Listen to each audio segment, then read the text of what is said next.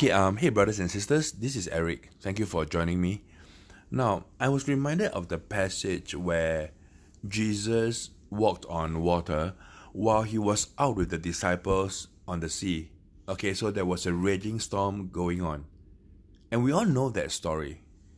I was then wondering to myself, then it suddenly struck me that could there actually be a prophetic parallel with this account with the description of what is going to happen at the point of rapture, which is found in 1 Thessalonians 4.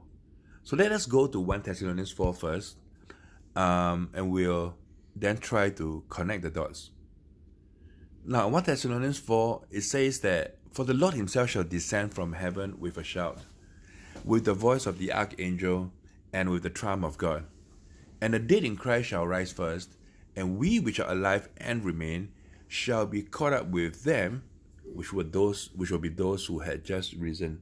I mean, those who were dead in Christ. So we are the second group that follows right after. Okay, and we shall meet them in the clouds.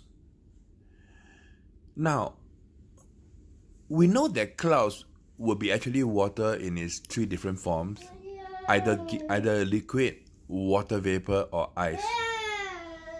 Okay? So, is it possible that 2,000 years ago, Jesus walked on water, and 2,000 years later, Jesus will once again walk on clouds, which will be water in its different forms?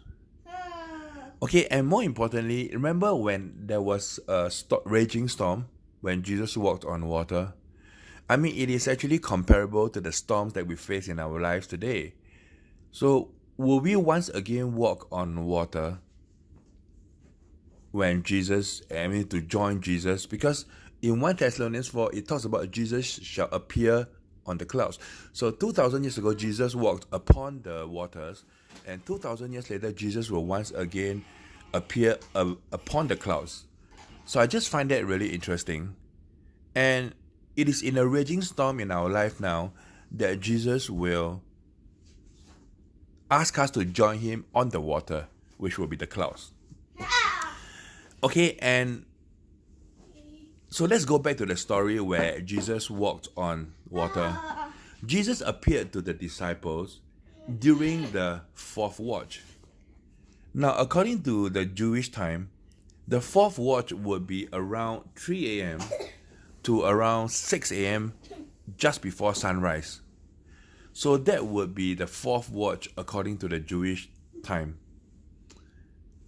And it happens at night. So could it be possible again, Jesus will tell us to walk on water, which basically would be the clouds, during the fourth watch? So you can actually do your own calculation based on the time zone that you're in, just exactly what 3 a.m. to 6 a.m. could be. Alright? So that is the first interesting part about the second interesting thing, okay? So number one, there's the possible prophetic parallel of the water in both the passages of Matthew and also in 1 Thessalonians 4. Second prophetic parallel could be about being rescued in the nick of time in the raging storms in our life. And number three, could Jesus actually be alluding to a possible time when the rapture would happen, right, where we will again be asked to walk on the water? Now, the fourth possible prophetic parallel could be, if you go to 1 Thessalonians 5, which is the next chapter, Paul was reminding believers that do not sleep as do others, but let us be sober, let us stay awake and be sober. For those who sleep, sleep at night. And we are children of the day and not of the night. Again, of course, the first, the primary meaning of it could be, telling us not to be spiritually asleep, but to be spiritually awake.